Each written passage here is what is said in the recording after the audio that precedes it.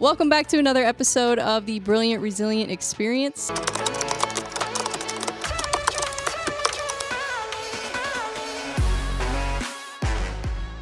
Today we have a very special guest. We have the owner and head coach of ES MMA Fitness based in Fenton, Missouri. He is a former professional fighter and now turned head coach, has coached amateur fighters and even high-level pro fighters. So I'm super excited to have him on. He's my coach and excited to learn more about his backstory, how he got into fighting, how he got into coaching, and just learn more about him. So let's go ahead and bring on Erik Steenberg.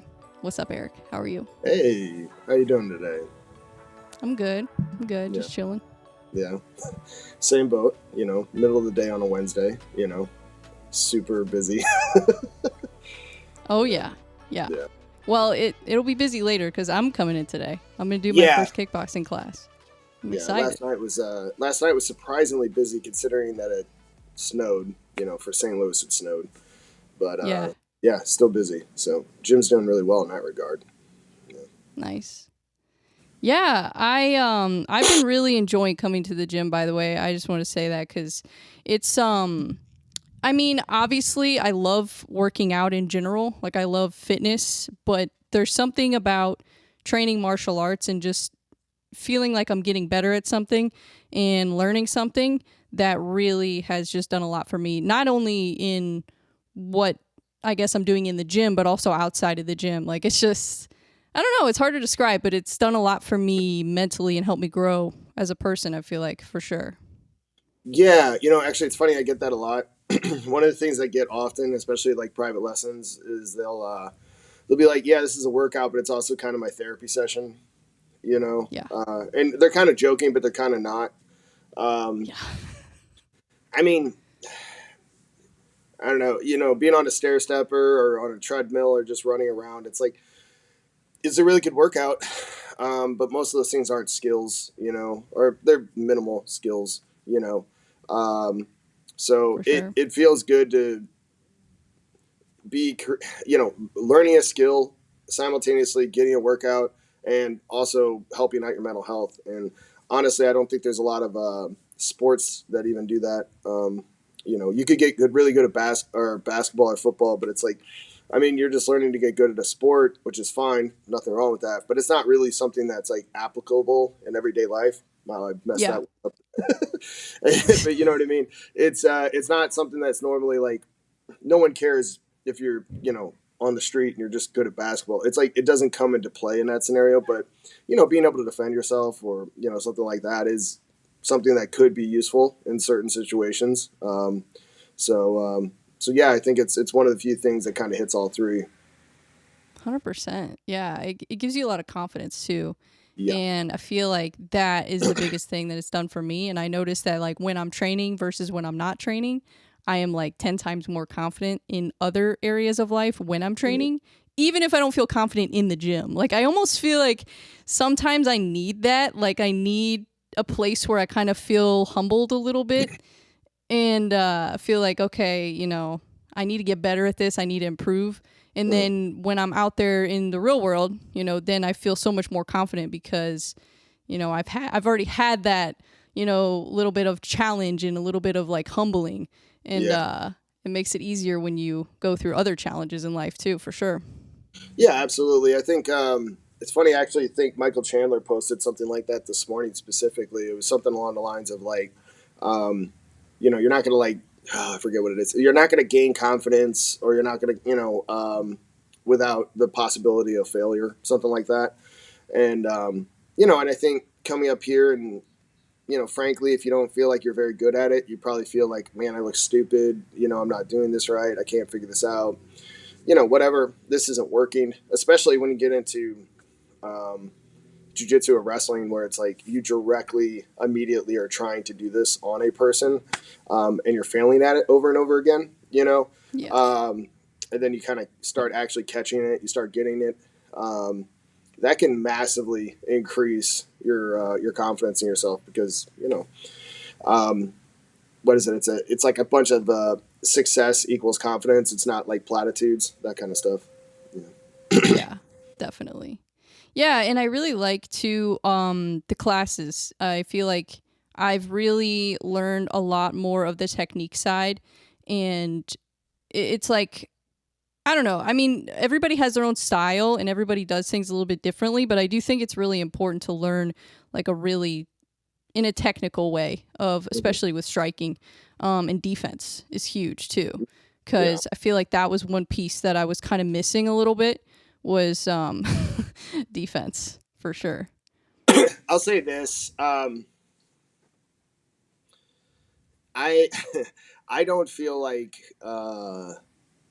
and I don't mean this like about anybody specific, but I do feel Sure. like the majority of striking coaches are not very good. Um, and I don't mean that in the sense of like I think there's good striking coaches in St. Louis. I do, Yeah. uh, but I think it's easier. It's really hard to become a bad a can I cuss at all? Is that fine? Yeah, Yes. I don't, you can Okay. say whatever you I want. didn't know. Yeah. Okay. Um, Yeah. it's hard to become a dog shit black belt in jujitsu. Yeah. You know what I mean? You can. I mean, they're out there, but like, it's difficult, right? Because like you Yeah. have to have some amount of like, I've done this thing, right? Or I can Right. like, It's a mop the floor, process. guys. Yeah, during classes, right? Um, wrestling, it's hard to become like uh, you could be a wrestling coach, right? And most of the time, wrestling coaches have a very long history of being good at wrestling themselves, right? The vast majority of Yeah. them. And man, you could, but it's weird. It's like somebody's uncle could become a striking coach. You know what I'm saying? It's like like you see it all the time, and it's just you see it a lot in boxing, and you see it Yeah. frankly in kickboxing and Muay Thai as well. And it's just it's just weird to me. So what ends up to me where you can really tell this is in the defense. This is why I was kind of alluding to this, and you just said it a second ago. Is that I think the offensive end of things isn't that complicated in regards to like the initial understanding. I think most people. This is why people like more people will go to watch a boxing match than a jiu-jitsu match.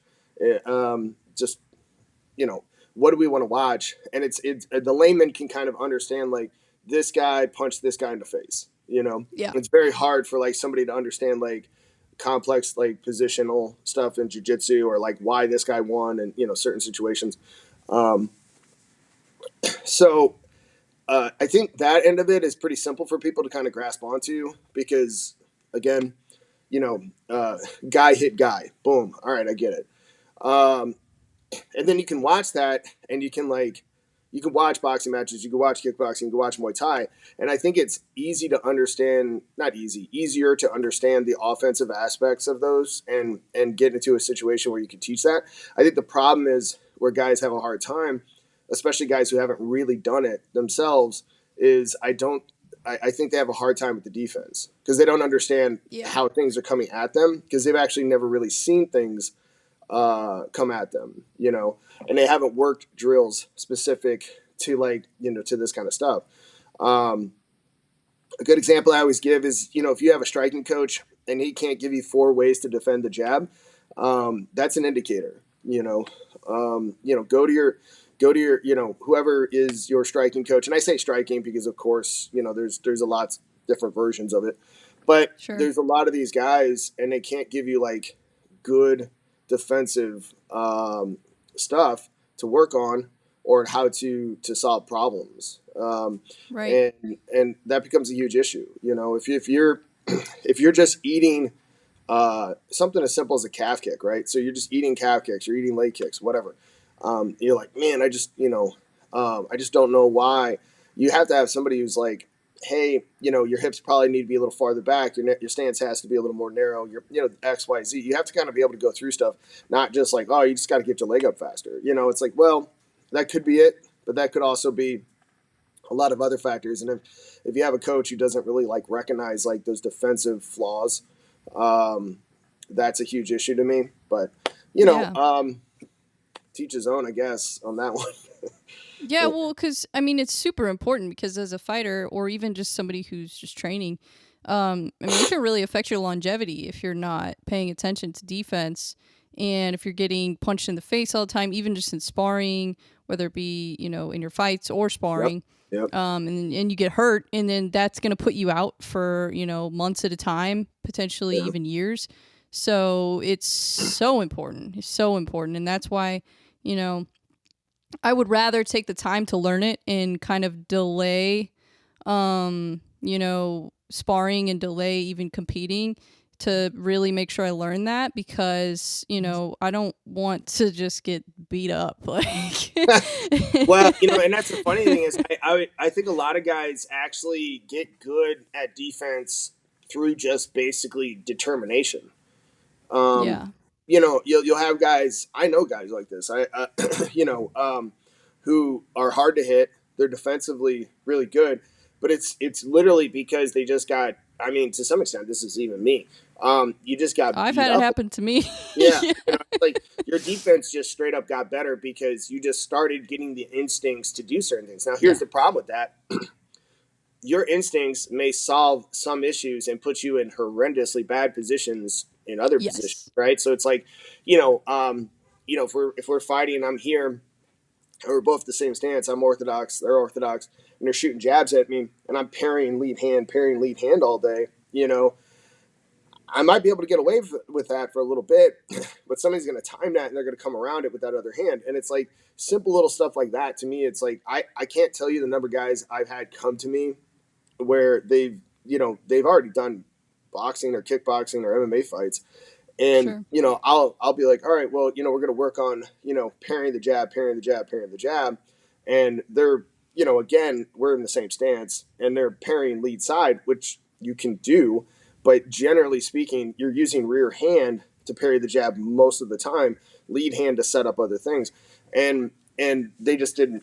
They'll literally say, well, nobody's ever shown me that. I just this has worked for me, and it's like, well, you know, it's going to work a little bit, but it's going to put you out of position in other ways. And that's the thing too. It's not just like, how do I stop the first thing? It's how do I stop the future setups as well, like the big stuff that's going to come around it and the stuff that I'm not going to see. And that's where it's hard. And it's hard to implement. I don't think any of this stuff's like striking to me personally isn't incredibly complicated. Again, I Mm-hmm. tend to think of jujitsu as being more complex. Um, Yeah. in this, I mean, just the number of moves and all the paths you can take from this position, and if you move your foot slightly this way or you move your arm slightly this way, all makes a huge difference. And again, I think striking has a lot of that. It's just that striking to me is more like really fast Tetris. It's just like Yeah. there's pieces and they're coming down quick. You got to identify the piece and where it fits. Jiu-jitsu is a lot, I would say, slower, relatively speaking.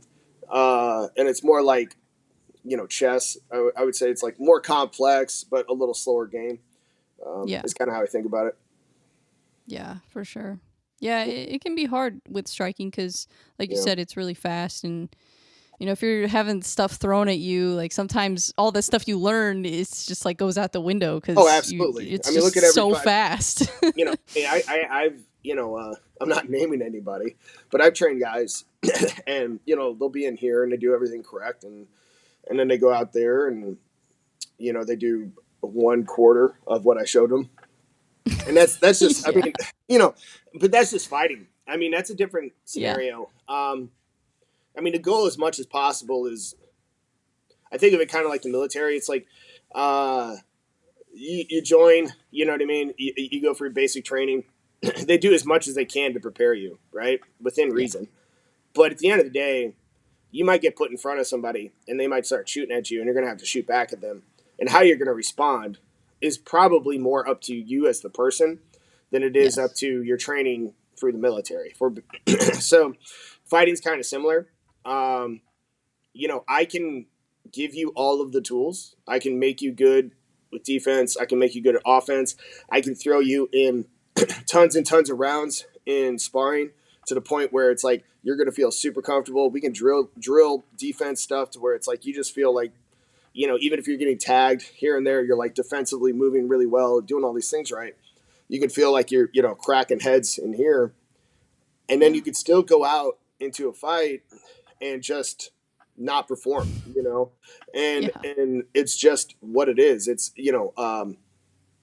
to me, the biggest thing about being good at this, if you actually want to compete, is wanting to compete.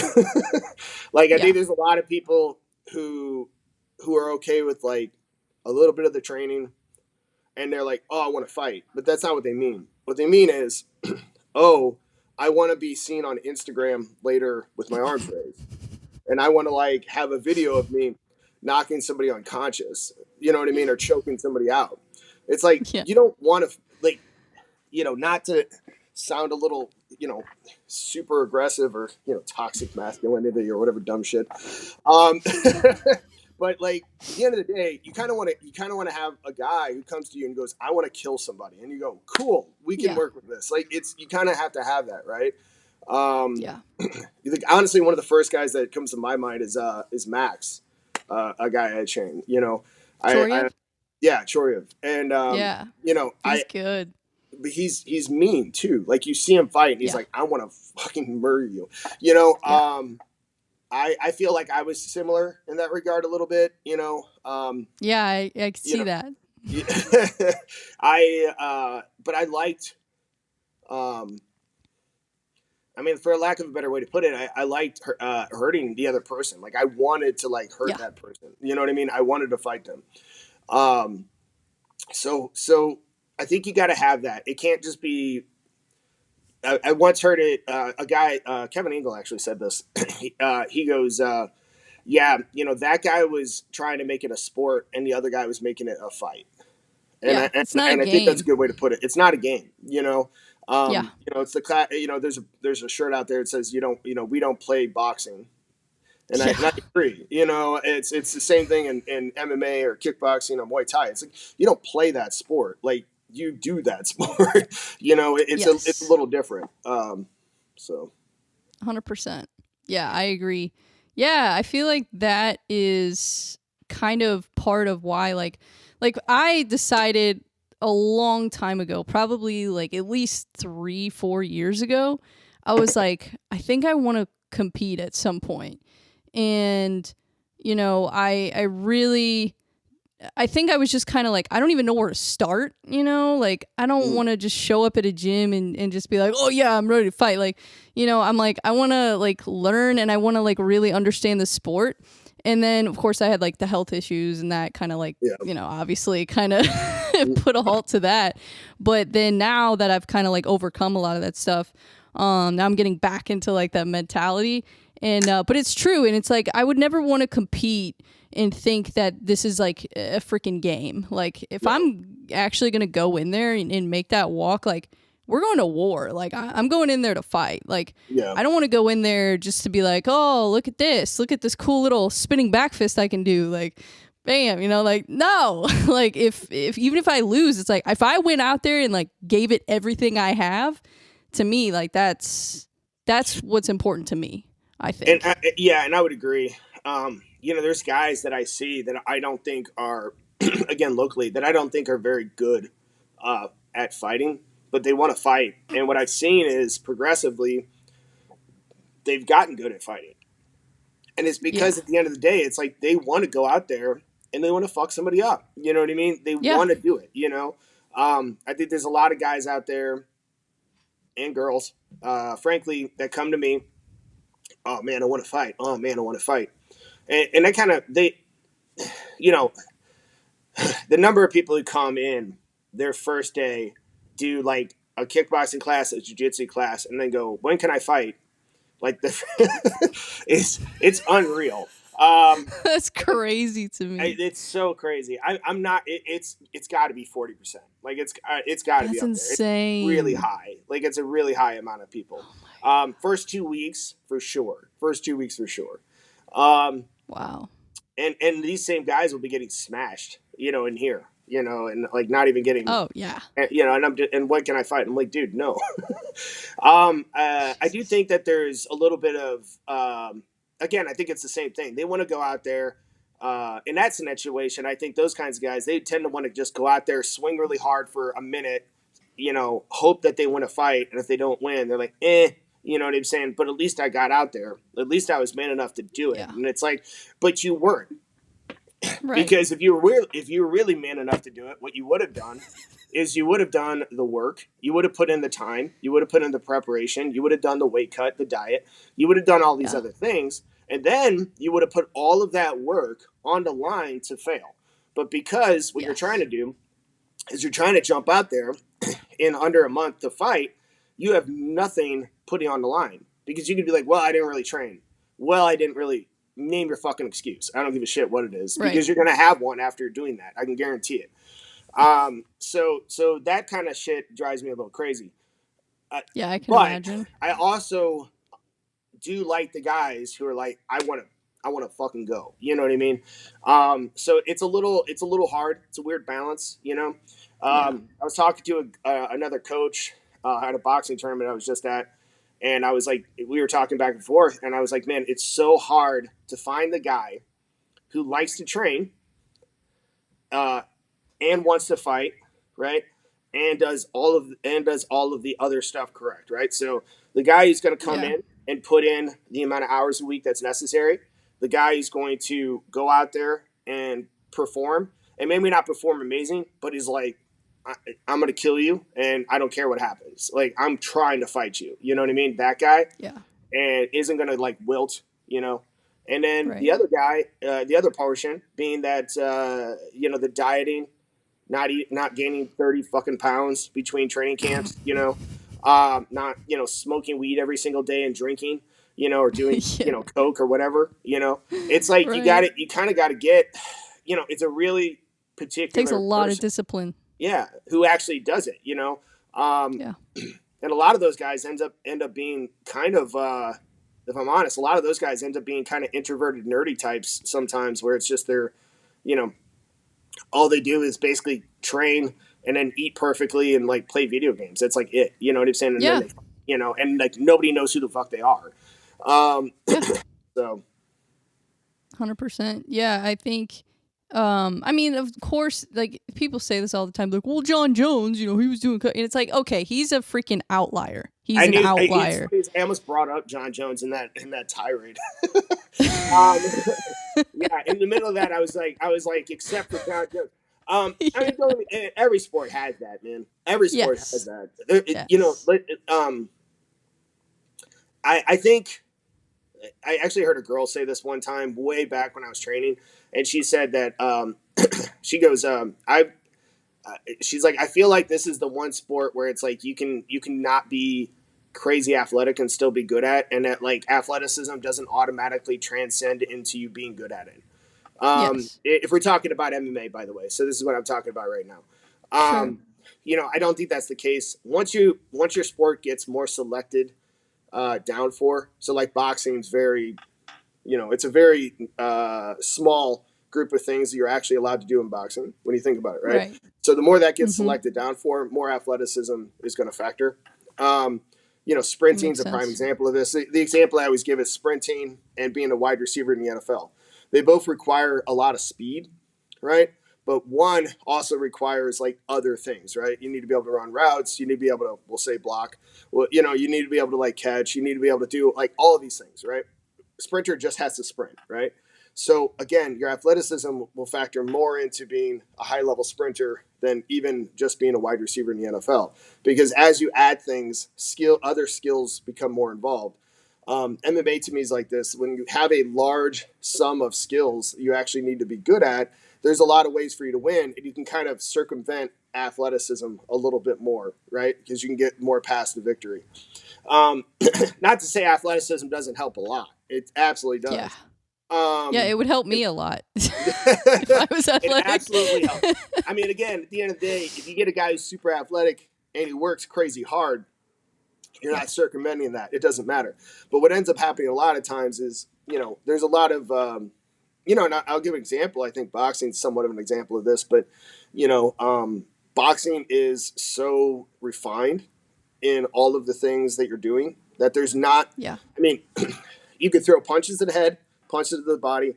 That is it. right? Yeah. That's all your offense, right? You have a little bit of pummeling. We'll say light, very very light wrestling, like very light Yeah. wrestling.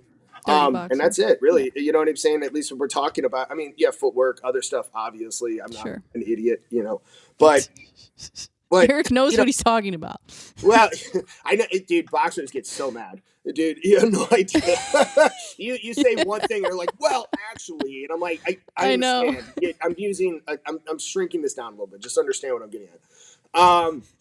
What I'm trying to say though is like, if you get a kid right who can fight at 130 pounds, let's say 132 pounds, something like that, right, and he is 6'2", 6'3", and he's super long, and he has crazy good fast footwork, right, moves his head well, and he's got like an incredibly fast, accurate jab. You are going to have a fucking hard time with that kid, and it doesn't Yes. matter. Your skills could be a lot better than his. They really can be, but it's going, if you are significantly shorter than that person, right, Yeah. and you're at a speed disadvantage to that person, you are probably going to lose. Like, there's a good Yeah. chance you're going to lose. That kid doesn't have to do that many things to win, right? Now you put Right. now take that same scenario and it's an MMA fight, right? Way more Yeah. options. There's so many more options, right?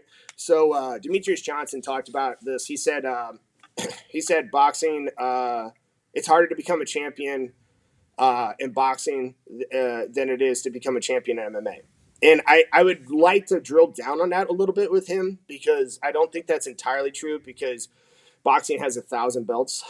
You know, there's four major ones, if we're being honest. But like, there's plenty of champions who have like these like second, third tier belts. So I think it's It's a little harder if more. you don't have an unfair advantage, I guess. I would say, but Like, what he was getting at was basically that you can't get around it boxing. Like, if you want to yeah. box somebody, you just have to be good at boxing, because you're boxing. You know what I'm saying? Yes. It's like, if you want to really be good at jujitsu, and you're doing jujitsu tournaments at a high level, you just have to be good at jujitsu. There's no way around it. Wrestling's the same way. Yeah. Wrestling, so forth, right? It's because you refined it down. But if you're an MMA, John Jones talks about this. I'm not the best at this, this, and this. He's like, I'm the best at putting it together. And I think that's Right. more important than being that proficient at any one of those three things. And again, when 100%. you're more proficient at the transitions and all the other stuff, and how to like go where and what's the easier option, I don't think you have to be as athletic. I don't think you do at all. And this is why you see guys who I don't think are the most athletic guys on earth becoming champion all the time. Now again, Yeah. it helps a lot, but I don't think I don't think it's a necessity. I agree. Yeah. I feel like sometimes too in MMA, it's who wants it more, like who worked harder, who put more into it. Once you get to a certain point, in like where the skill is just like up here, like especially in the UFC, like you look at the top guys, it's like they're all really good, Mm-hmm. but at the end of the day, it's like, you always hear it come out like after the fights. Like, what was Izzy's excuse this time? I can't remember what he said. Something about like he was drinking every day. I don't know, something like that. Yeah, Or Aljamain. I think that was Aljamain. Said he was like drinking every day or whatever. So it's like, yeah, at the end of the day, it's like sometimes it's like who's more disciplined, I who's feel like like that. treating it more seriously, Mm-hmm. and but it depends too. And also with now, like you have fighters that are really well rounded, and then you have fighters that are more of specialists, and they both have a lot of success. Like Volkanovski, he's really well rounded. He's had a lot of success. Then you look at Alex Pereira, very much a specialist. Like, I mean, not the best grappling in the world. I mean, it's not terrible, but he's a specialist. And you look at these two types of fighters, and they both do really, really well. But sometimes when you put them together, the guy that's well rounded, a lot of times is going to win because they just have more weapons available. Yeah, I would say it's a lot harder. So like, it's much much much harder to be a Volkanovski than a Pieta or Pera, however you say his name. Yeah, I Um, agree. I mean, with Alex Volkanovski, sorry. So with Volkanovski, I mean, that guy's pretty good everywhere, right? And the amount of Yeah. work necessary to make that happen has to be ungodly, or he just has some natural ability to a lot of stuff, because he's just good at getting good at things. Yes. With Piera. I can never say it. Pajeda. Pajeda. How do you say it? Say it Pajeda. again. He's Pita. Brazilian. What? How do you say it? Pajeda. Pajeda. Pajeda. Yeah. Pajeda. Pretty sure Jesus. that's how you say it. He's You're Brazilian. probably all right. Well, if people make fun of me, it's because you told me. That's Um, okay. You know how many fighters' names I've mispronounced? Like it I sounded like Joey Diaz when I started my podcast. yeah, Okay, so I can't pronounce names to save my life. All right, Pajeda. Alex Pajeda. I mean, but a lot of it with him is just. Don't get me wrong. He's a great striker. I'm not trying to take anything away from this, but mm-hmm. Sean Strickland kind of said it best. He goes, "I can go point to point with him, but if he touches you, you die." It's Yeah. true. There's a lot of. That's a good example of like some athleticism. It's just like Yeah. most people don't hit like him. They just don't. His You know, technique too is crazy. it's something. He Yeah, it's just interesting. very. Everything's like very. You know what I mean? Like Yeah. not. I would say non-traditional is a good way to It put it. very non-traditional. Yeah. Yeah. But man, he makes a lot of power. He makes a lot of power. Yeah. And it's enough to overcome what I would say is some defensive flaws that he has to some extent. Obviously, you Yeah. can be like, well, he got knocked out by Izzy, and it's like, yeah, fair enough. That was as Izzy was almost getting knocked out himself, I think. But you know, uh, again, kind of extremes there. I feel like again, Volkanovski is not one of those guys that you think of automatically. If you were to if you were to name like one of the most athletic guys in the UFC, I don't even think most people would put him top 10 just in their mind. You know what I mean? If you're just thinking Mm-hmm. like pure athleticism, Right. he just dominates guys. But I do think that's a really hard route to go. Again, I think being a specialist in MMA is just easier. You You think know, so? I do. Even if you want to look at,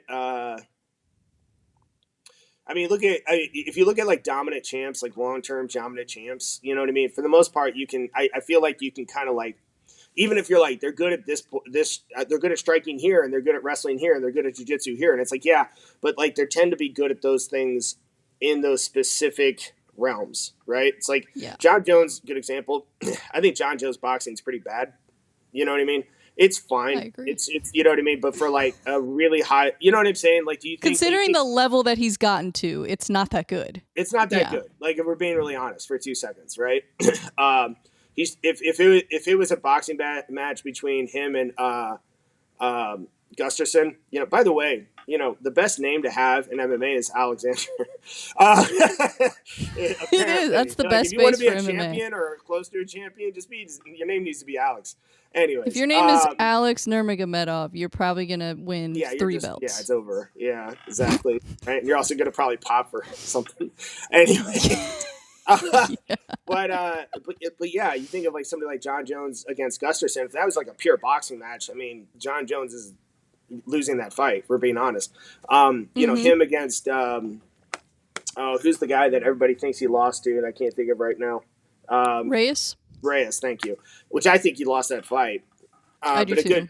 good example And too. look at Reyes now. Like Oh, Reyes, ugh. Yeah, he's been on it. That it's was the best fight crazy. I ever had. I'll be honest. But Yes. Reyes, same thing. If it was a boxing match between him and John Jones, I think John Jones loses. I think even if it was a boxing match between John Jones and Daniel Cormier, John Jones probably loses. Now, where John Jones is good is he's good, with keeping distance with his kicks, defending his face from boxing scenarios, using a long guard. Yeah. Basically, has kind of a Muay Thai style. Clinch Um, work.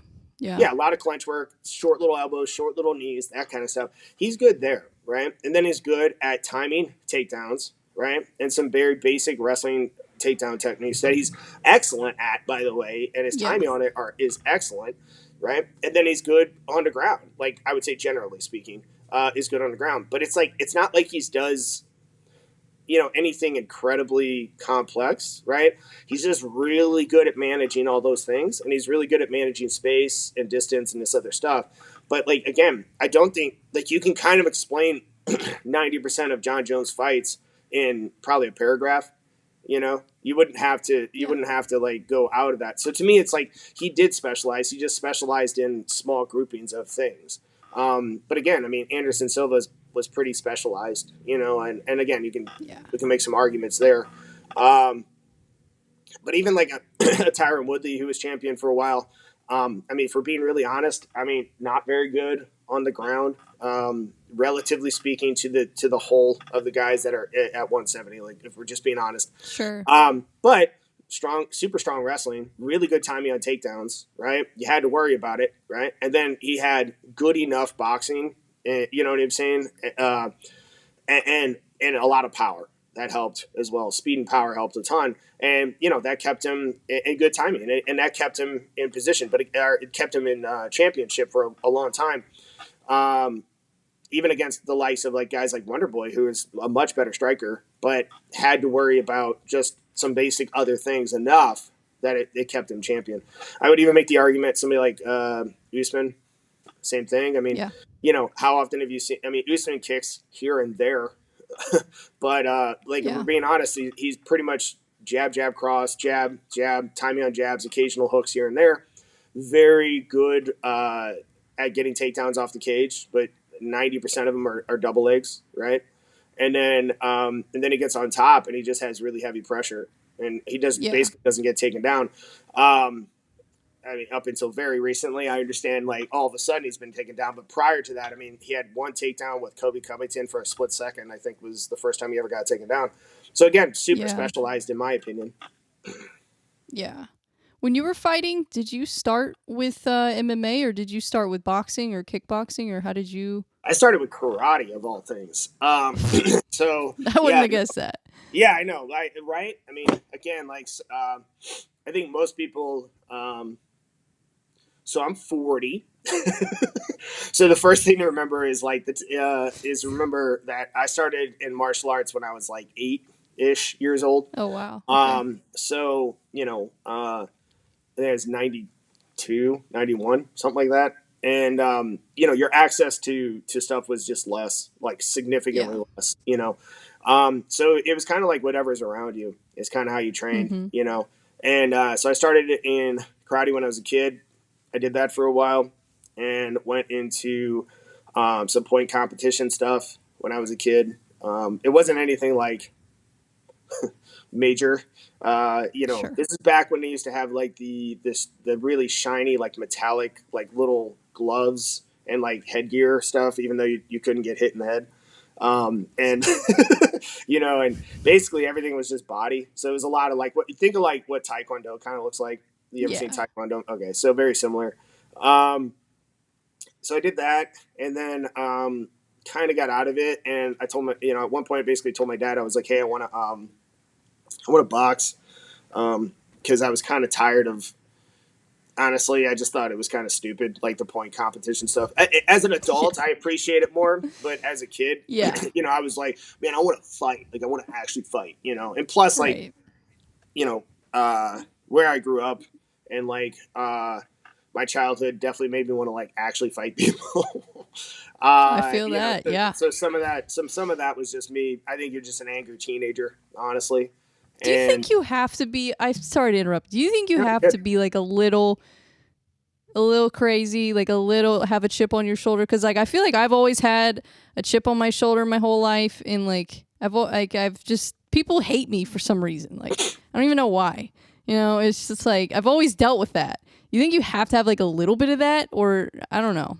I think it I think it's helps. interesting. I Yeah. think it helps. I definitely think that there has to be. It just needs something that drives you, and that's an easy one. Yeah. You That's know what I mean? true. I think that's the thing is it's just that's the easiest one.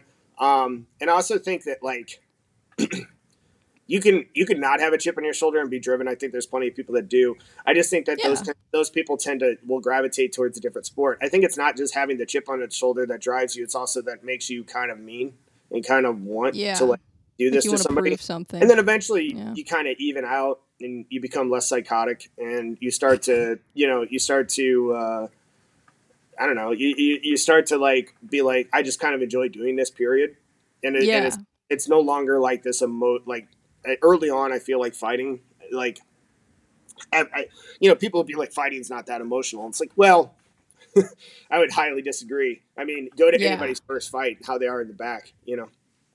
They may be cool, calm, collected, all that stuff, but at the end of the day, you're gonna get nervous. You're going to have all those feelings. You're going to have the thought of why am I doing this? You're going to have all that stuff. And I think there has to be a part of you that in the back of your head goes, "Fuck that! I want to fucking hurt somebody," and I think it helps. Yeah. So yeah, I mean, I think it's very useful. I think if you look at most of the guys who are at a high level, they have something that it drives them. I mean, even like George St. Pierre, like the nicest dude ever. He was like, "Oh, I was bullied as a kid," whatever. Yeah. Um, I'd imagine everybody has something or was pushed in some way by a family member or something to be in this to where they feel like they have to they have to prove something, and I think that it does help, but I don't think it's always necessary. Yeah, or it at least can give you the initial motivation to do it, and then you find other sources of motivation, I guess, Yeah, I mean, for some people. yeah, I think some people just like. I mean, it's gonna sound kind of fucked up, but it's just what it is. It's like I like hurting people like a bit. Like there's a part of me that enjoys Yeah. it. You know what I'm saying? Yeah. And I would say that if you actually could get most fighters to be, most people don't want to be super honest necessarily, like in this format where they know like Yeah. everything's going to be out in the open and they're going to be Oh, like I people do. are going to see this. But the vast majority of people, I think, are going to always hold little things back. Like Yeah. whatever. Um, but I think if most fighters were honest, the vast majority of them are like, yeah, I like breaking somebody. Like I like Yeah. hurting that person. I like whatever. Um, I do think it. You kind of have to have that. You kind of have to look. You can't just be like, oh, it's a sport. To me, it's just like, I mean, man, you kind of want to fuck somebody up. You got to want to have that, And I harp on this a lot, but it's hard to find. It's a lot harder to find than you Yeah. think. And a lot of people say they do, and then it's time. You know what I'm saying? And and they just wilt, man. They just fold. They just give up or whatever, or they beat themselves before they're out there. And again, you gotta be the kind of person who's like, um, me me first. Fuck this guy. I don't care what he does. I don't care how much better he is. I don't, just and I think it to some extent too. It also has I think it kind of reaffirms like people who are a little bit selfish. So Yeah. I think as a fighter you got to be a little selfish. This is why like this is going to be from a guy's point of view, but this is why I think that like it's hard for a lot of fighters when they get like girlfriends because it becomes a scenario where it's like a lot of girls are like, I want you to spend more time with me, and like I don't want you to Right. do this as much and blah blah blah. And I run into this constantly, and Women it, have that problem too. I'm sure they do. Not a lot of Yeah. them, but yeah. Yeah, I'm sure they do. I mean, I think maybe a good way to put it is I think anybody who's in we'll say a career in this situation, but even like amateur fighters, who's in a career that requires a lot of time and a lot of energy, Yeah. right? And a lot of mental energy to where when they're done, it's like, I I remember when I used to train really hard and I was cutting weight, I'm doing all this stuff, I'd come home, what I mean? I'd go to, hang out with, my girlfriend and I'm just like, drained and I'm not like, I don't really want to have a lot of conversation. I'm not really like in the best mood, Yeah. I don't want to eat fucking, McDonald's or some stupid shit, even though that's what you want tonight. I don't want you to have ice cream in the house, that kind of shit. You know what I'm saying? Where it's like Yeah. all of these things and it's like it can make you hard to be around and then it just turns into fights and arguments and blah Yeah. blah blah blah blah and so all of a sudden you're like maybe I shouldn't you kind of go one direction or another, right? You go, well, maybe I shouldn't be fighting or maybe I shouldn't have my girlfriend. And a lot of guys will go, nah. You know what I'm saying? Like they just go to the girl. You know what I mean? They're like, fighting doesn't have sex with me. I'm gonna keep doing this. You know what I'm saying? And so and that happens a lot, man. And especially when you get these like younger guys who don't have like the knowledge and the understanding of time of like, hey, you're gonna meet other girls throughout life. You're gonna, Yeah. you know what I'm saying? It's not that big of a deal. She's and frankly, if she's not willing to be supportive now, she's not gonna be supportive later. So it doesn't really matter. No. But it can be really hard to like. It can be hard to convince them of that, man. And at the end of the day, you can have every conversation you want with them, but they got to make their own decisions. 100%. Yeah, it's tough cuz too it's like, I get they don't understand it now, And I've been in this situation where it's just like you We all, think, if you leave this person, you're going to be alone forever. But it's like what you really want to do is hit the goals that you want to hit and get to the level you want to get to, and then you'll find someone even better. Like very true. it's so much better to do it that way, I think. Yeah. And and also you gain a lot more respect for yourself, a lot more love for yourself when you accomplish the goals that you want to accomplish. Mm. And then you get to a point where you're elevated, and then you're in a better position to be a better boyfriend or girlfriend or Mm. whatever. Like you're Yeah, going to be better to that person at that point because you've already done the things that you want to do. absolutely. Yeah. You have to be Yeah. happy with yourself before you can be happy. I mean, this is so lame and, it sounds like a self-help book and I hate that shit, but like it's one of those things where it's like you really do have to be happy with yourself before you're happy with somebody else, Yep. And if you have a major goal in life that you've had since you were a kid and you're still pushing towards it as an adult, and somebody else that you love and want to be in your life is basically completely opposed to that thing, that Yeah. person is not for you. And it can be hard to think that, but they're just not, Yep. because, you have, is it the Visa logo or it's the MasterCard logo. MasterCard logo is like two little circles, right? Am I right? Mhm. Yeah. So I always bring that up and like with like some of the guys up here, I go, look, man, like your life has to be here and their life has to be here, and they can oversect a little, overlap a little bit, and that's fine. But like most of your life has to be your own life. You know Yeah. what I mean? Like you get a little crossover, but it can't be tremendous. Even if you're living together, I mean, it gets to a point where it's a little different, where it's like I'm married, I have kids, blah blah blah. Yeah. Fine, cool. It's not what I'm talking about. I'm talking about Yeah. 22-year-olds who dated a girl for 6 months, and then they've had 7 fights, and they're going like, I don't know if I'm going to fight anymore. Ashley just doesn't like it when I do it, and I have to weight cut and all this stuff, and blah blah blah. And I'm just like, all right, man. Well, talk to me in a year and a half when you come back, and you've wasted a year and a half of your life doing that shit, and you're and you're like, man, you were right all along. I should have just been training, blah blah blah. And I'm like, yeah, because I've run into exactly this conversation 100 times, and I'll tell them that. I go, look, I've talked to 100 guys like you. They've all done the same thing. They've all long term turned back around because the relationship didn't work because you're 22 years old and your relationship's not going Right. to work 22 years old. I don't care what you say. You know what I mean? And It's like, true. it's true. It doesn't like, I mean, it's there's fine like to wait. again, It's there's fine to wait. outliers, but There is, yeah. there is. But it's fine to wait. It's fine to wait. Especially Yeah. not like this, especially if you're a guy. Like you have a lot of time, man. Yeah, You know what that's I the mean? Like thing. For us it's a little different, but it for you is, it guys is. it's And I easy. feel bad for women in that regard. Honestly, I really do. You guys have, Yeah. the unfortunate biological clock thing is just rough. If you want to have Right. kids, that kind of stuff. But even in that scenario, right? You don't need to I be still think completely it's good to take time for 22. yourself. You don't need to be locked down. You just don't. You know what I'm No. saying? We're being honest. Like if you want to be in a serious relationship after you're 25, cool.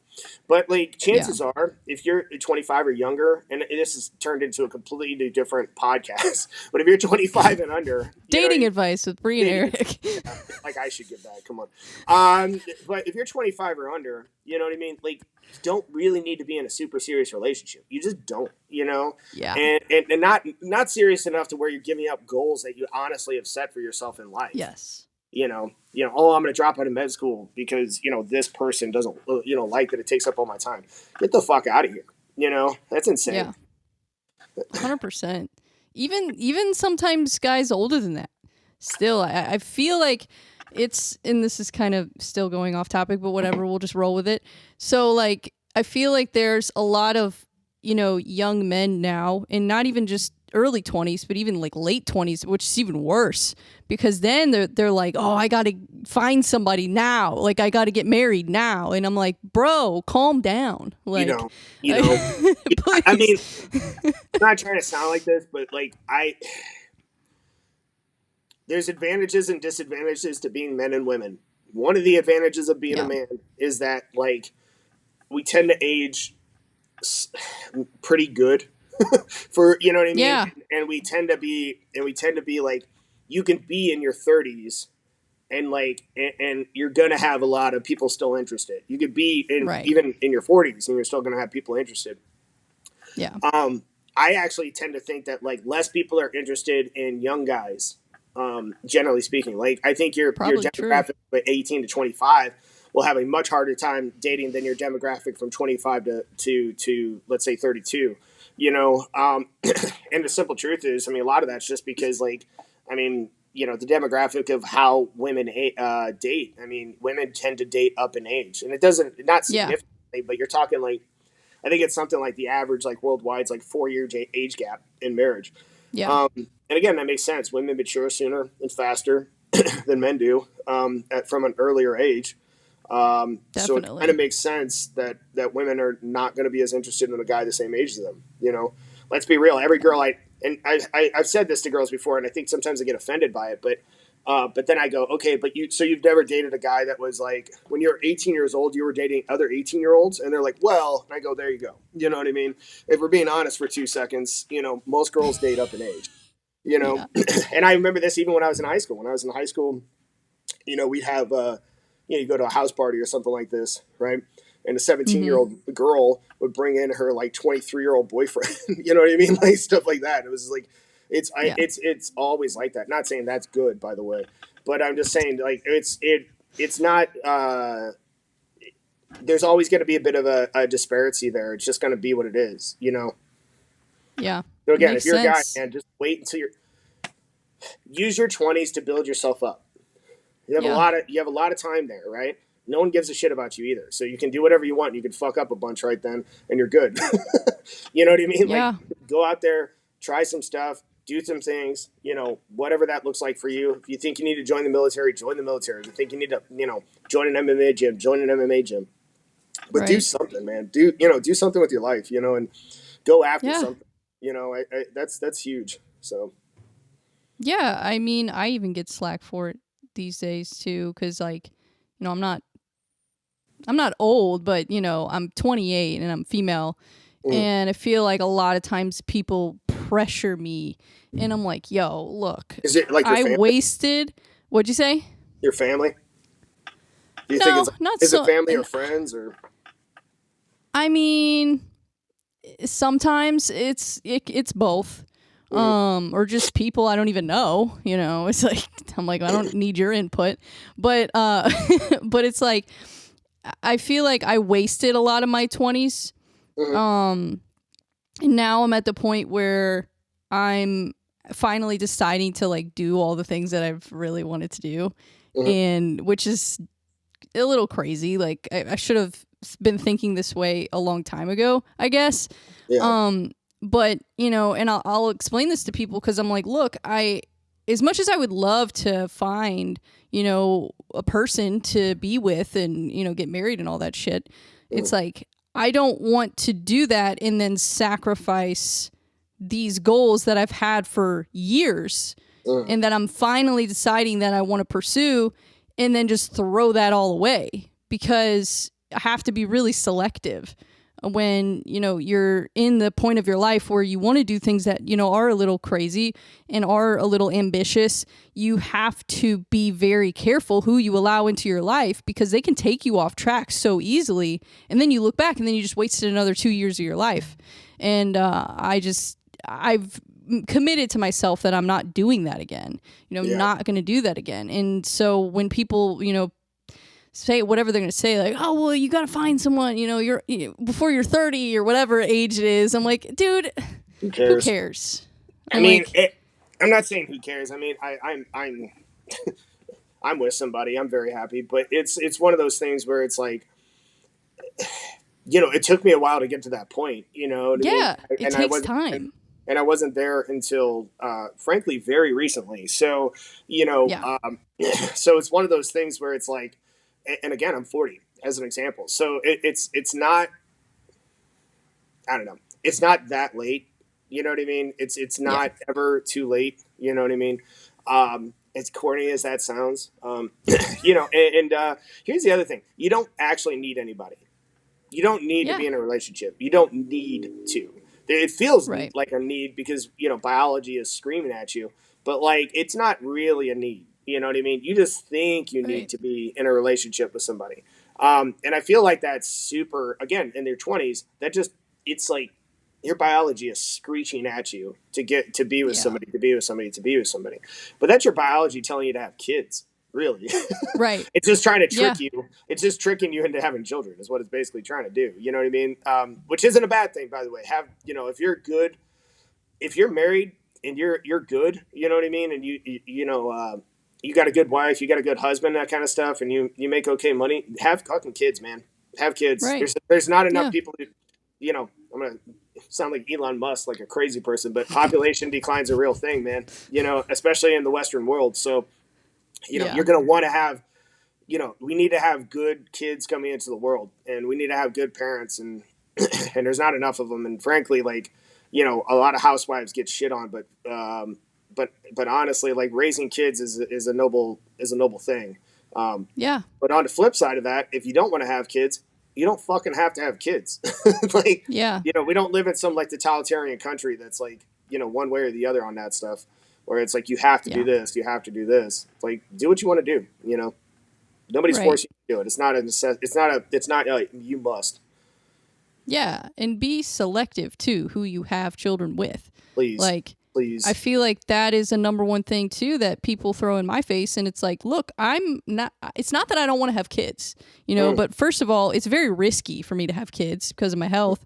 And also, I don't want to have kids with just anybody, like I want to find someone who actually would be a good father. And there are certain things that, you have to look for. mm. And if they don't meet that criteria, then frankly, I may still be interested in this person. I may still like them, but I can't see myself having children with them. Like and so I don't know. And so sometimes people are like, "Wow, I guess you're never gonna have kids." It's like, dude, maybe. I don't know. Yeah, If I find somebody who I can see myself doing that with, then yeah, sure, I will. But it's not something that I want to force. And I feel like that's where we're at in our society now. Is like we either have people that are like, no, I never want to have kids, or we have people that are like, they want to get you pregnant like tomorrow. And it's like, that's can we fair. please Yeah, get an in between? Like, can we yeah, please get a happy medium here? yeah. And I don't know. It's funny, but yeah. Moral of the story is it's okay to take time, and be single and take time for yourself because like you said, you have to love yourself and you have to learn about yourself before you find somebody because you may realize that there are some traits that you absolutely are disgusted by in a person and you don't realize that until you're kind of Live in with too him for a deep. year in an apartment. Yeah, yeah, Yeah, get you. I've Yeah, done that. I think we all have. Yeah, Yeah. yeah, Um, and then it's same thing. funny. The other thing I would say with all that, and then we can like actually get back to fighting stuff, but is going to be like you are going to change pretty significantly in your Yes. 20s, like pretty significantly, like if, the example I give most people, there'll be somebody who's like 21 and I'll be like, how much did you change from the beginning of high school to the end of high school? Oh, a ton. It's like, okay, how much have you changed from the end of high school till now? Oh, a ton. And then they're like, but that's not going to happen now that I'm 21. Like, I'm who I am. The fuck? No, you're fucking not. You know what I'm saying? No, you aren't. You're a fucking child. Like Yeah, the fact that you're allowed to do almost anything right now at 21 years old still boggles my goddamn mind. crazy. Most of you 21-year-olds are dumb. Anywho, Yeah, I was dumb when I but was 21. I was dumb when I was 21. Everybody's dumb when they're 21. You know what I mean? Half of being dumb when you're 21 is thinking that you know everything. So Yeah, you're going to change a lot. You're going to change a lot from 20 to 30, quite a bit. I would say around 30, for me, it felt as though like the personality that I generally had was starting to set in to who I was, right? And I've yeah, changed a little bit since 30 for sure. I think I've mellowed out in some ways, but I'm a lot less angry, that's for sure. But the my general personality hasn't changed that much. Whereas I would say my yeah, personality when I was 20 to 30 changed a lot. And so that's the other thing too. It's like you do not know how this person is going to change. So if you get into this super committed, hardcore relationship, and she's 20 and you're 22, and you decide you're going to get married and have kids right away, I wish you the best, honestly. But I, that at that age, you're gonna change a lot over the course of that next 10 years. Yeah, and your priorities will change too. Yeah. And Yeah. I mean, how yeah, about it's something as huge. simple as this? Like how bad somebody is with money is like a huge indicator of divorce, right? So like if Yeah. one person has really bad money habits, the other one has good money habits, it's like a huge indication of divorce, right? So we're Yeah. all bad with money when we're in our early 20s, most of us Oh anyways. There's yeah. very few people who are like, Fortune 500, kind of guys, you know what I'm saying? Like at 20 years old. Yeah. So most of us suck with money when we're young. Well, let's say you both turn 30, right? And you're now becoming much more fiscally responsible, but the other person's the same, fuck up they were when they were 20 years old. That is going to make a massive rift in your relationship, like almost Yep. immediately. Money's a huge one. So, there's a Oh lot of stuff yeah. like that. And again, those kind of temperaments are going to settle down or change when you're closing in on 30. It's going to not be like that.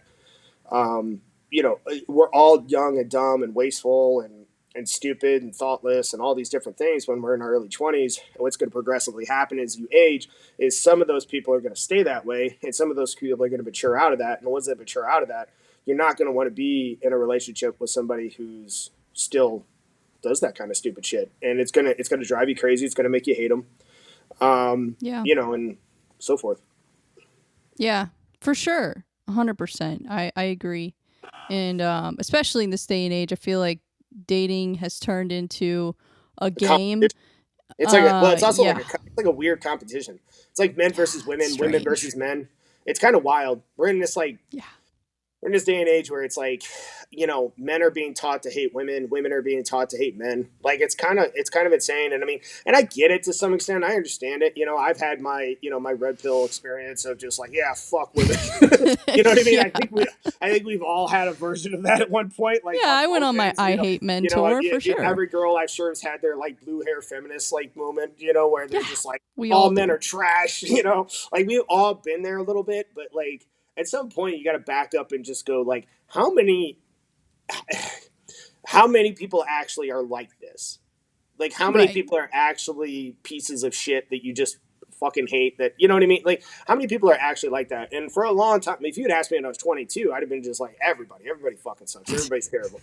You know what I mean? And now I'm older and I kind of go, you know what I mean? I think a lot of people do shitty things or act shitty ways, and this is just people in general, because just a lot of life experiences or like, things are hard, for a lot of people, Yeah. and then they end up acting shitty. But I do think that like I don't think dating apps have helped. I don't think No. social media has helped. No. You know what I mean? I don't think media in general has helped. I don't think that like I'm going to sound like some crazy right winger, but like the real woke over the top stuff that gets pushed a lot. I don't think that's helped No. anything. I certainly don't think it's helped men and women relationships at all. But I also think that No. like most people, I actually have a friend. His name's Zach. I saw him the other night, and he was talking about he does like a lot of he works with a lot of people. I'm not going to get into it, but he super nice guy, and he basically is like, yeah, what I find with most people is that when you actually have a conversation with them, most people tend to be pretty neutral to middle on a lot of stuff. Yeah. Like most people kind of fall into the same category, and I think this is men or women. I think if you a good Mhm. example is the trans stuff, right? Sure. If you want to do if you want to cut off your penis and like sew it on your forehead, I don't give a shit. You do you, bro. Like I don't give a fuck. Like straight up, I don't care. You know what I mean? I do not care. Where I start to bothers me is when you start to do something with like if I became a trans woman, right? Which at this Mhm. point I just have to identify, right? I don't even Yeah. have to like have a surgery. I can just identify, right? That's all I have to Right. do. And then I go into a sport against a woman, right? I think something just came out recently about Olympic boxing. Boxing. Yeah. It's Yeah. Yeah. what are we doing? Like, I mean, come on. Like, what are we doing? Seriously, you know what I mean? There is no amount of estrogen that you're pumping into my body, hormone blockers that you're putting into my body, any of these things. Like, not even a sound. My hands, just my hands, like alone. You know what I'm saying? Compared to a Yeah. female's, like of the same weight as me, is almost always going to be bigger and far denser, right? Just something Right. simple, like just the amount of force that I'm going to be able to create through here is so much heavier, just due to the size of my bones, the density of my bones, the the amount of muscle fibers that I've already developed over the course of my life that are still going to be there, the tendon tissue strength that I've developed over the years through, all this stuff, right? How about just shoulders, upper body, neck, my fucking giant head, my big ass head, you know what I'm saying? So like, getting punched in this big old noggin, you know what I'm saying? By somebody who's going to put them at a disadvantage. It's literally going to be Yes. harder to knock me out because of my fat fucking head. So like, my point is that like, it that is a huge disadvantage. I had a girl do a Yeah. session with me the other day. She's doing a boxing match coming up, and she's like 20 years old. And I got her headgear, Mm-hmm. right? I put headgear on her, and I'm just like, I had to get her kids headgear. Now, again, she's not even like, this isn't like a small girl. Like, you know what I mean? She's not, Yeah. but she's like 145 pounds. She's probably 5'6", 7. You know what I'm saying? She's not tiny, like by any stretch. Now, again, I don't weigh I'd that. probably I'm be not like that small, toddler but headgear. Jesus. yeah, but that's my point, right? Like, I mean, you're tiny, right? Like I always joke, you're pocket size. Like you're super small, right? You know what I mean? Yeah. Like you probably would need kids headgear. For That's just an sure. example. You know what I mean?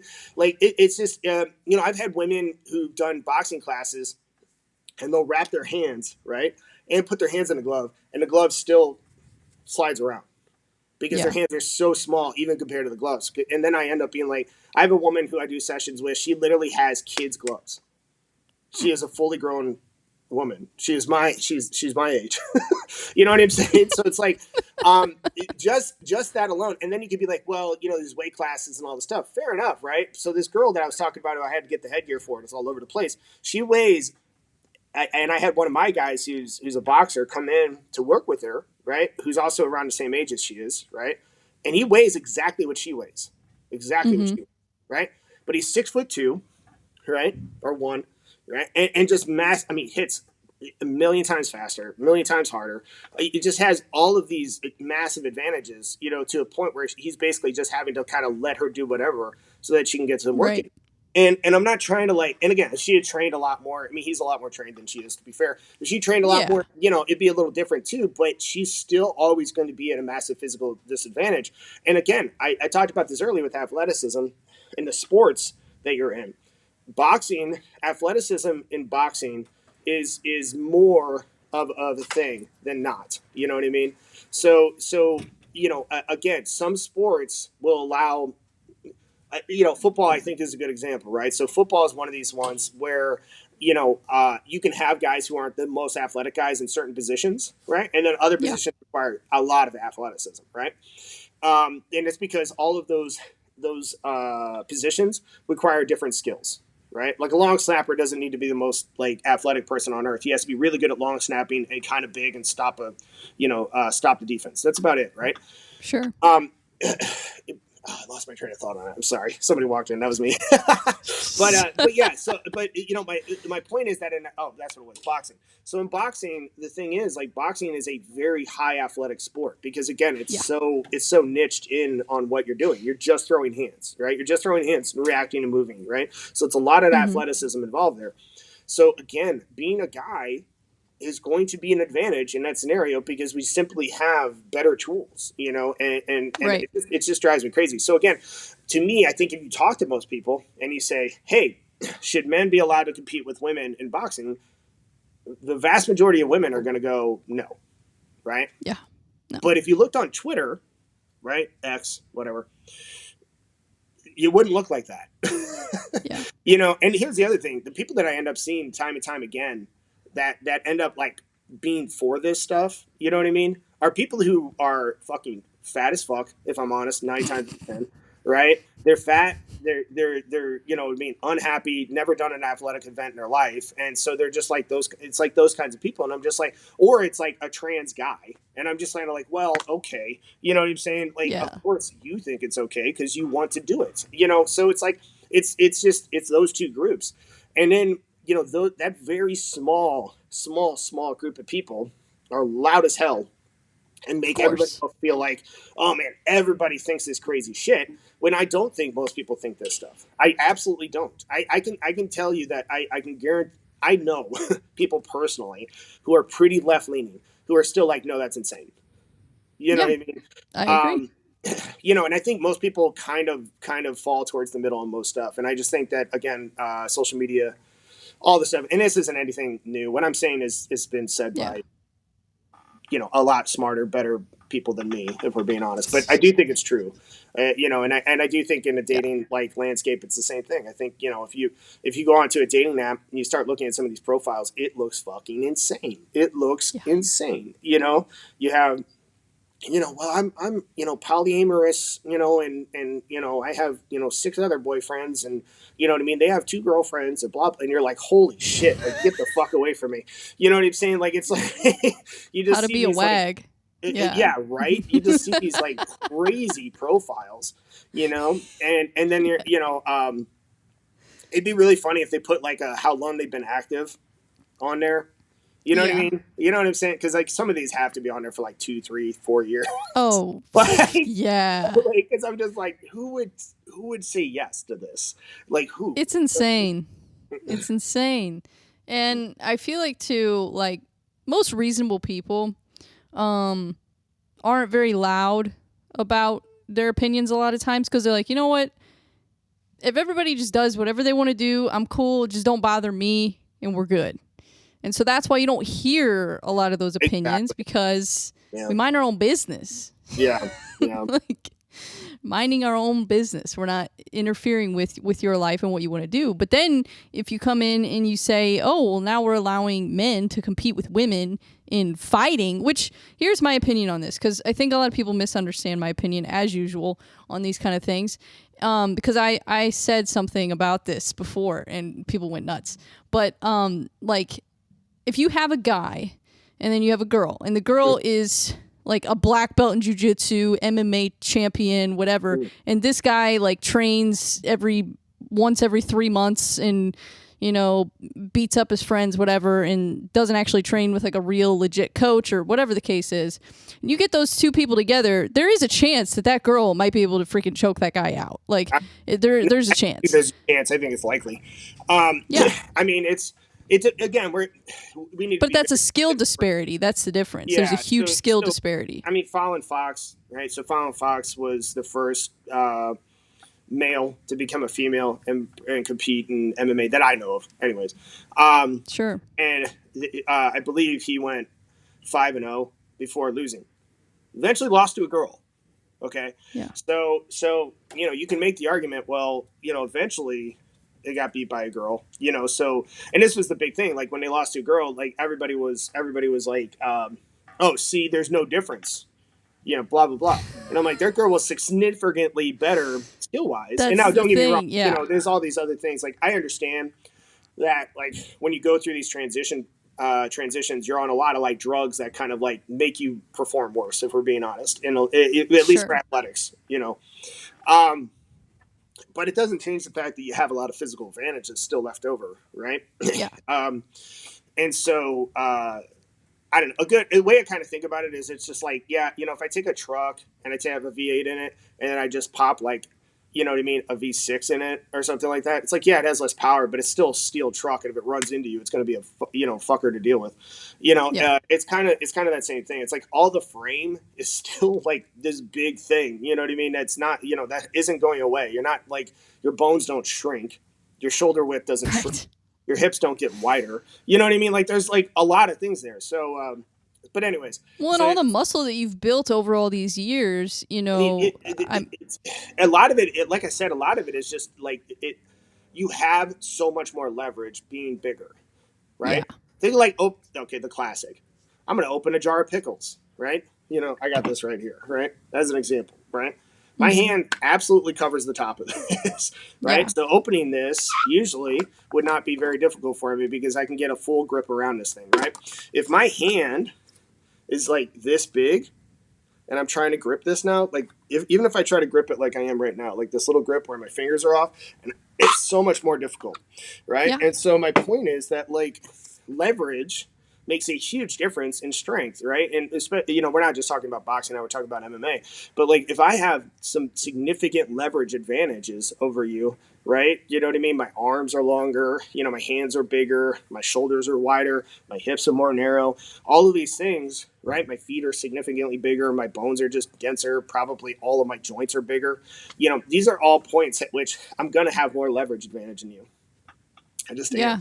You know, And um, weight cutting too. I mean, weight that cutting is too. more That too. difficult The for amount of women. weight that a male can cut versus a female is significant. Huge. Men hold naturally lower body fat percentages than women, just flat out. Like, even if you look at bodybuilding, where these women get so cut that they look like dudes, you know what I'm saying?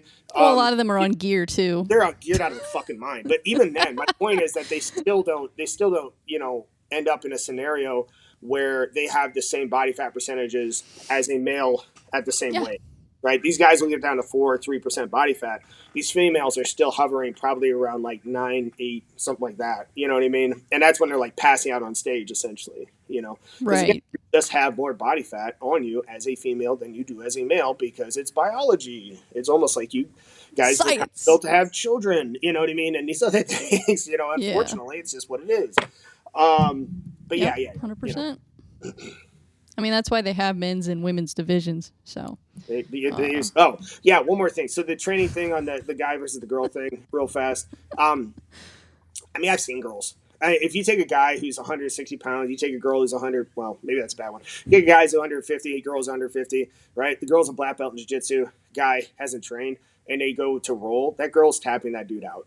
Like, she Yeah. just going to. Like, chances are, you know what I mean? Now, you take that same guy, and if he's like a D1 wrestler and a crazy athlete, Right. we're in little bit of a different conversation here. You know what he's saying? If that guy is a purple belt in jiu-jitsu and really athletic and super strong, starts to become a little bit more difficult. You know what I'm saying? And again, all of that stuff is contingent on a lot of different things there.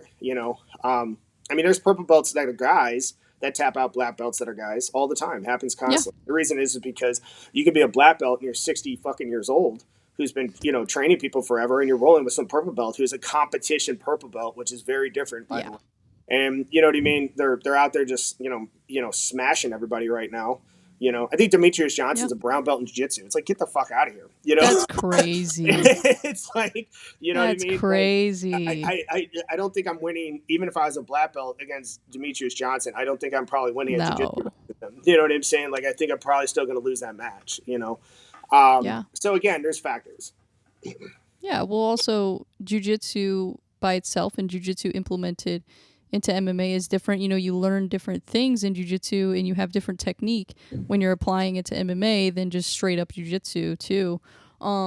So they could have different looks, and they could have like a different technique that you don't know just because they've been training a different way. A few things I wanted to ask you before we get off here. I wanted to ask you. I've talked to different coaches about this, and I just thought it would be interesting to ask you. So obviously you fought before, and you're very good, by the way. 100% finish rate, correct? 5-1. That's a lie. But thank you. I That's a appreciate lie. Oh, okay, whatever. it. No, the 100% finish rate's true. But yeah, I always downplay. Here's my thing. Like, Do you I have think imposter syndrom? oh, I hate it. Yeah, I'm like the worst person alive when it comes to compliments. Like Sean Strickland, like anytime you hear him like get a compliment, he's like, nah, I'm a piece of shit. Like, it's like, I Yeah, understand that feeling like real deep right here. I'm not gonna lie. But I get it. I will say this. I think I'm an excellent coach. I think Yeah, I think I'm a significantly better, like, in like where I was at. So if I would say, like, I consider myself like a world class, pretty high level coach. I I'm agree. sure there's people that are gonna fucking argue with me, and that's fine. I don't care what you think. But I personally believe that I'm at that level. I've seen a lot of coaches. I've been to a lot of places. I've trained at a lot of locations. Honestly, I've always been pretty unimpressed overall with a lot of coaching in general. Yeah, And I think there's a lot of coaches out there that get to be called world class more because the athlete that they got a hold of is excellent than they are. Right? I yeah, think that's more of an indicator, in my opinion. And I've seen it time and time again. You'll see guys. I mean, a really good example. You see this a lot in boxing. You'll see some dad who raised his kid and through the ranks, and his kid's now a world champion, and they're like, oh, he's some great boxing coach, and he's fucking horrible. And it's not that he's a great boxing coach. It's that his kid's an exceptional athlete and basically grinded it out and figure out how to be good at fighting. It doesn't mean Yeah. shit to me. You can take I mean, basically, they're just taking those kids and created slaves. I mean, if we're being honest for 2 seconds, they basically go, Yeah. you're going to boxing every day. I don't care if you don't like it. You're sparring these kids all the time. And so they basically, like, Conan the Barbarian fighting for their existence, you know what I mean? Every single day. And if they do bad, they get beaten or beat up. And so it's like, yeah, of course they're going to be good. You're not a good boxing coach. You just incentivize them so much to get good at it. They're going to get good at it. Yeah. And I see the same thing a little bit with coaches. You'll see coaches who just kind of got some, kid who's just amazing already. And they're just like, oh, yeah. And they, hold pads a little bit and that kind of, they don't actually give them any real good advice. And that kid just becomes a world champion and they get money out of it. So I see that a lot. But I think I'm a world-class coach. I think I was a just all right fighter. I think I was okay. You I didn't don't think fight very long, did you? I had a lot of injuries. That's what I was going to ask you. Yeah. Yeah. So I had a lot of injuries, like a lot. When I started hard competing, I was 13. Um, What and were you so competing in first? Was that the karate or was that I was, boxing? so I competed in karate first, but that was points, so I don't really count Sure. that. Yeah. It's useful. I don't want to say it's not useful. Honestly, Yeah. if you have a kid and you don't want him to get hit in the fucking head real hard, I'd get him in like taekwondo or I'd get him in karate early on and get Yeah. them to start doing point competition stuff because I think it gets them really good with this idea of space. You know what I mean? Yes. Understand hit and not get hit because the whole thing is like if I touch and I get you right, I get a point. Now I think it Mm-hmm. becomes stupid after a while because what happens um, is you get You're guys not really that learning how to fight. yeah, you know what I'm You're saying? learning how to Because guys will compete, just go not fuck fight. you. I'm coming in. You know what I mean? I'm gonna Yeah. take this shot. I'm gonna hit you back. So I think you have to kind of learn how to get beyond that. But I think for kids it's good because the problem with kids is when you have two kids spar the first time, right? It basically just kind of looks like this. You know what I'm saying? Yeah. And then like it's just fucking throw nonstop and hit each other Yeah. in the face. And they're basically one kid jabs, the other kid jabs, and then the other kid cross, and it's just rock 'em, sock 'em, right? So I think Right. that like karate, taekwondo, it forces them to think if I get touched one time, I lose, right? And Yeah. it's kind of almost more like they're in a knife fight than anything, but it makes them understand. It makes them understand distance really well. So then, if this kid comes in, they're trying to actually like time like getting in and out, which is much more useful in reality. But I do think you have to transition from that because what happens is you do that a little too much and you start getting like specialized. It's kind of like gi jiu-jitsu. It's like gi jiu-jitsu has its use, but I think you can get to a point where it gets so specialized that it starts to become a little fucking goofy and a little useless. And no-gi for a long time was like, we don't do that kind of stuff, and now no-gi is kind of going the same way. You're getting stupid shit that's just never going to be useful. But Yeah. and I think any sport does that. I mean, boxing, kickboxing. If we're talking to MMA being like a fight, like a full fight, right? Sure. All of these sports has ways that people lean into the rules a bit, and that Mm-hmm. kind of shape how you're going to do it. Um, but yeah, So you had a lot of the injuries. yes, I had a lot of injuries, and at the end of the day, it's one of those things where we used to train kind of 100% all the time. That's kind of how you were taught. Like, so when I transitioned Yeah. over from when I was like 13 hard, every time you spar, it was like you fought. Every time you, and there's some good stuff that comes out of that because what ends up happening is after a while you get really, really good at like not being scared of fighting. So when you actually fight, like you're like, I'm used to this. So that's useful. The disadvantage of that is obviously you take a lot of head trauma, like a lot. Yeah. You get hit a lot, and when you do get hit, it's hard because it's full on. Like because the best way I can describe it is like early. You go into a boxing gym a lot of times, maybe not so much anymore, but you certainly see this like Mayweather's gym still, where it's like two guys are sparring and it's like they're just fighting each other. It's like a Yeah. full on fight. If one guy can Mm-hmm. drop the other guy, they will. They'll gloat about it. If they can get you, they come back up and they can like give you a 10 count and then waste your ass again. They'll do it. They don't give a shit. So early sparring for me was like that. Mm. um, you know, and then I transitioned over into a different gym and started doing kickboxing. And that was mainly because the situation I had when I first started boxing was so off and on and how like it was working. And, if you've ever been to a boxing gym, if you show up at 12, things start at 12:30. It's like it's just real. It was just real unorganized. You didn't know when you were Yeah. actually going to have sparring partners. You didn't know what you're going to do. So I went to another place, and it was a lot more organized, but still super. Everything was hard sparring. Getting dropped, all Mm. that stuff, and then I got my shin broke of all things. Had nothing to Nice. do with fighting. I was being stupid, and I jumped off something when I was drunk, and so I had to take a while to let that heal. So at the place I was at, they had jujitsu, and so I started doing some jujitsu, and I was like, oh, this is cool, and kind of went from there, and eventually became a purple belt in jiu-jitsu, which is at this point probably very, very rusty, very bad purple belt in jiu-jitsu. but I got that, and I just decided I was gonna start doing some MMA fights, and kind of went from there. So Yeah.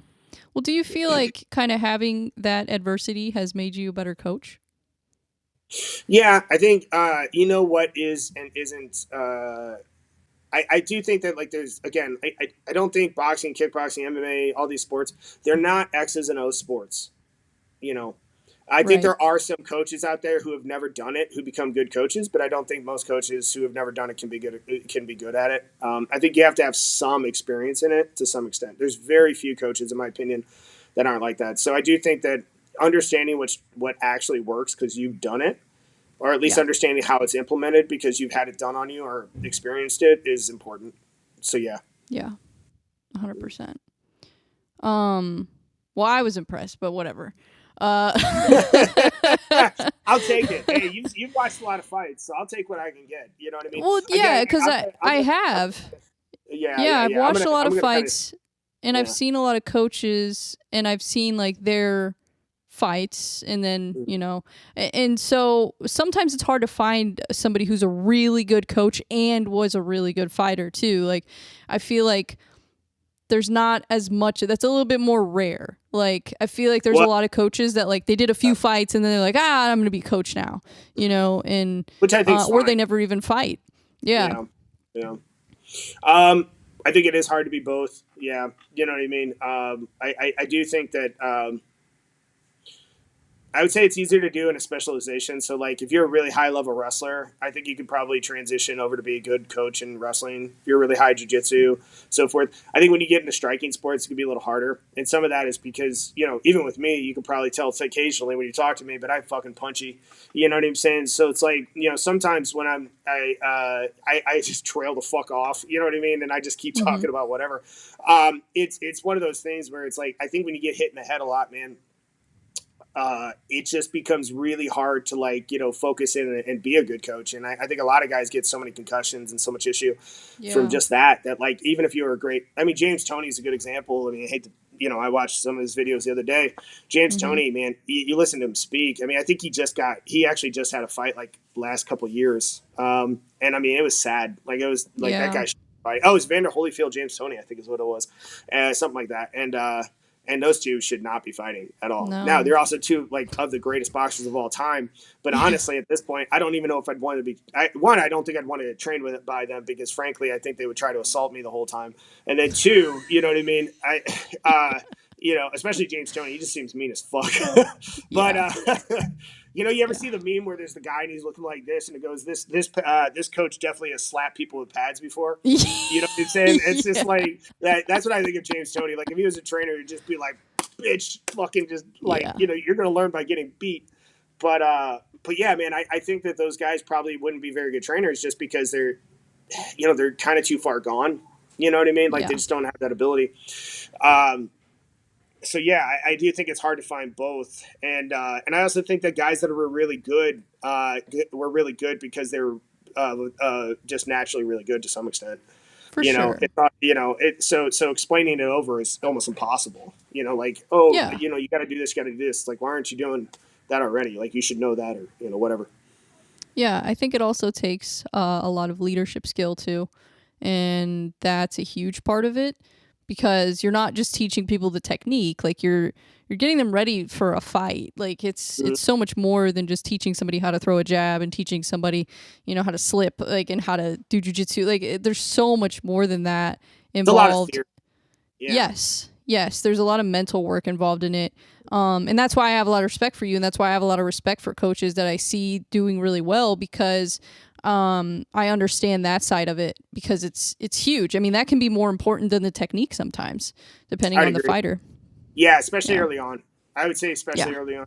Yeah, I mean, because here's the thing: like your amateur guy is going to do a lot of shit wrong, like a lot of shit wrong, like most shit Yeah. wrong. Honestly, you know what I mean. So the big difference. So I mean, fucking amateurs suck. They're amateurs for a reason. You know what I'm saying? I love you guys. Keep coming to my gym. Keep You guys fighting. all suck. Like, but you guys suck. I mean, we're being honest. Like, you know what I'm saying? Like, the only people who want to watch amateur fights are your family and friends. Like, that's because they like, you know what I'm saying? Like, you know, like, let's be. You've been to fights. You know exactly what I'm talking about. The majority of the Yes. time, the crowd is not paying attention unless it's like the family members or the friends of the guy who's directly fighting at that time. There's a, you know what I mean? Occasionally, that's not the case. You see two guys who are, you know. I mean, Chad's stand-up fight series recently is a good example of this, right? All the fights on that card I thought were really good. Like Oh for the, yeah. you know what I'm saying? I mean, almost all of them, right? They were all watchable and entertaining. I actually wanted to, you know, I've been to fights, man. I've been to a lot of fights, and some of those guys fucking suck, and it's just horrible to watch. And it's like the only reason you're here is because you know they needed a number 11. You know what I'm saying? but but yeah, I mean, those amateur guys, man, at the end of the day, a lot of it is just getting them to believe that they can do it. And then also getting them just some theory, some understanding of just general theory. Like, if you get here, generally try to be doing X, Y, Z. Or if this is happening to you, generally try to do this, this, this. You know, and getting them just kind of locked in on a few concepts, it helps a lot, like a lot. You'd be amazed. Because I think with an amateur, you're not going to game plan. Like, okay, well, he's going to come out. He's going to start throwing the Right. jab. We're going to slip off that. We're going to counter with this. After he kind of goes to the jab again, we're actually going to use this instead. Like, that shit never happens. You know what I mean? Right. Like, that barely happens with pro fighters. So amateurs, it's more just like, you know, hey, this guy's fucking southpaw. Circle to your left side. Like, get the hell away from his Yeah. power. You know, basic things like that. But if we can just start off like right away, like, hey, what are we going to do? Oh, we're going to go out there. He's southpaw. Okay, we're going to fight the lead hand. We're going to circle to the left, right? So we're going to fight the lead hand, circle to the left. That's the first thing we're going to do. We start doing that, everything else will fall in place. Basic shit like that. You'd be amazed how fast all of a sudden everything else clicks in. But they just need to feel like they have some control when they go out there, you know. And that's theory. That's not like, hey, throw 1-1-2, you know. Right. Yeah. Do you get more nervous coaching fighters for a fight, like when you're about to walk out with a fighter, or did you think you got more nervous when you were walking out? Oh, I don't care about these guys. I'm kidding. I'm joking. I definitely got it. Kendall, you know Kendall. Yeah. He's cornered with me a few times. We had to corner one night where we cornered a lot, like a lot. I think it was Yeah. like 5 fights, and he was like, "Bro, I'm so exhausted." I hate this. Honestly, this is terrible.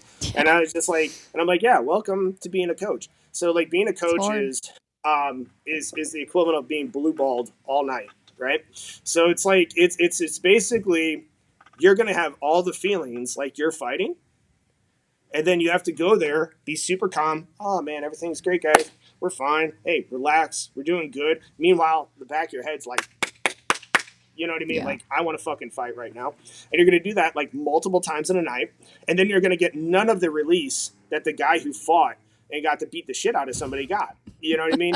So it's like, it sucks in a lot of ways. I enjoy coaching, you know, not saying I Yeah. don't, but it does suck a little bit. Like, you definitely have that, you have so much buildup and so much like tension, you know, with it. And it is one of those things where you just kind of have to, you got to kind of learn to deal with it. You got to kind of learn to put it to the side. One of the things I tell myself whenever I feel myself getting a little nervous for guys or like, is that me being nervous does not help the situation at all. Me Yeah. being like anxious, me being whatever, name your emotion, me being emotional, period, doesn't help the situation. Yes. Angry, happy, whatever, nothing, right? Neutral is best. If you can be neutral, you're going to have a good viewpoint on things. You're going to have a good like eye for what's going on. If you can't be neutral and you're super emotional, you know, you tend to get tunnel vision. You tend to you fixate. You tend to start getting on stuff that's, you know, not helping the situation at all. Yeah. I am not perfect. I certainly scream in corners. I certainly, you know, do all the the things you probably still shouldn't do occasionally. Sure. But yeah, I mean, I think that overall, you just got to be very calm, and that helps Yeah. the fighter the most. If you can be calm and loud, that helps a lot. That's what I noticed because I don't know why, but I always love to pay attention to coaches and corners. Because you know me, I'm a nerd. I watch fights like I don't watch them like most people do. Like I study. Like I'm looking at the opponent. I'm looking at their corner. I'm looking at like their face, like their expressions. Like I look at all that kind of stuff. And that was one thing that I noticed about you the first time. I think it was the stand-up fight series I went to, like I don't know, last summer or something. And you were very calm, and I noticed that. And I was like, okay, that's what I want in a coach. Like that's what I want if I'm competing. I don't want somebody who's just like freaking out the whole time. Like that is not going to work for me because then I'm going to freak out, you know. Exactly. And to be a leader, you almost have to have that quality of to be able to control your emotions, because whatever emotion you're feeling, you're going to project that Oh, onto 100%. me. 100%. Yeah. I mean, Yeah. I don't know. A good example is like if you're in charge and you have a group of people and you're lost in the woods, right? And you're leading Yeah. them, you just got to act like you know where you're going, man. Yeah. It's just what it is. You know what I'm saying? That's kind of how you need to look at it. Like it does. The situation's bad, right? And you know it's bad, right? It Yeah. doesn't help being like fuck, duh. Oh man, this is terrible. You know what I mean? Yeah. Like you know what I mean? Like nobody, it's not helping anybody out, you know. So at the end of the day, it's like suck it the fuck up. You're in charge, you know. Like you For don't get an sure. option. It's what it is, you know. The responsibility's on you. You chose to take the responsibility, you know. So be calm, relax, get through it. Right? It'll be fine. You can have your nervous breakdown tomorrow. You know, it's what it is, you know. And so I just think like some I think there's times and places where you have to be emotional in the corner, but it's Mm-hmm. more of like a motivational thing. I remember specifically one of my guys, he was he had this guy has a hard job, right? And he had to do his job the day of his fight. He actually had to Oh work in God. the morning, right? And so then he goes to this fight, right? It's a kickboxing match, and he's wiped, right? He's just not Yeah. he's not with it, right? And he wins the first round, and he loses the second, and I come out and I'm just like, and he's just flat that second round, like basically didn't do shit. And I'm sitting there and I'm like literally like, you are going to be in the back room in 5 fucking minutes, right? And you're going to be wishing that you had pushed yourself right now. Get the fuck up and let's fucking go, right? You can beat this kid. You have it in you right now. You have this energy. You got to get up. You have to do it, right? Put the pace on this kid. You can force yourself to fight for fucking 3 minutes. You know what I mean? Go. Do it, you know? And, he did and he won. And he's better than the kid he faced. And it was a close fight, and it wouldn't have been a close fight if he hadn't been so exhausted. But Sure. it's one of these things where like it's easy. I can't tell you the number of times I've had guys literally look at me in a fight. They get hit hard, they get kneed hard, they gas, right? And they just look over it and you can see it in their eyes. They're giving you the look of like, I don't think I can keep going. You know what I'm saying? I'm Mm-hmm. so tired. I'm tired. I'm hurt, whatever. And frankly, there's a part you have to be as a coach, go, suck it the fuck up. Shut the fuck up about being tired and go. Like, Yeah. no one gives a shit. Nobody cares, right? You know what I mean? Your mom's not here. Well, she is in the crowd, but she's not here right this second, and she's not going to save you. So, like, get going. You know what I mean? And there has to be a part of you that's like that. And there also has to be a part of you Yeah. that's also at times understanding of the situation. I think and that's where it gets hard because there's so much emotion going on at the time Oh yeah. that there's times where you got to learn how to like calm somebody down, but there's also times where you got to learn how to amp somebody up. There's also times where it's like some guys are better when you're joking, some guys are better when it's really serious, some guys want to feel like they're fucking murdering somebody, some guys want to feel like you know what I'm saying, it is what it is. And you got to kind of figure out like who performs better in what environment too, and in atmosphere. 100%. Yeah. Well, that's good that you've kind of realized that. Because I think that is one thing that a lot of coaches don't realize is kind of also matching your fighter's energy a little bit. And what works for them may not work for another fighter. So you No. have to individualize that, I guess, tactic you use to coach. So Yeah, I mean, I that's think awesome. a lot of coaches have a one size fits all attitude to most things. Yeah, I agree. I agree. Well, I know you got to get back to doing what you I do do. best. So, Yeah. I appreciate it though. Yeah. Any final thoughts? Anything else you want to say before we go? Come try my gym, guys. It's awesome. We do a free day. It's ES MMA Fitness. We're out in Fenton. Please come out. Check us out. You can, hit us up on our website. You can hit us up on socials. So we're on Instagram and Facebook. You can text or call. So however you like to get a hold of us, feel free. Like I said, come out, try a free day. Classes are 13 and up for age. Do kickboxing, boxing, MMA, and jiu-jitsu. So feel free to try any of those. Cool. Awesome. Well, I appreciate your time again, and I'll see you probably in a few hours because I'm going to train today. So you'll have to see my face again, fortunately. But I appreciate you, and I hope you have a good rest of the day. And thanks for coming on. This was awesome. For sure. Definitely. Have a great day. All right. I'll see you.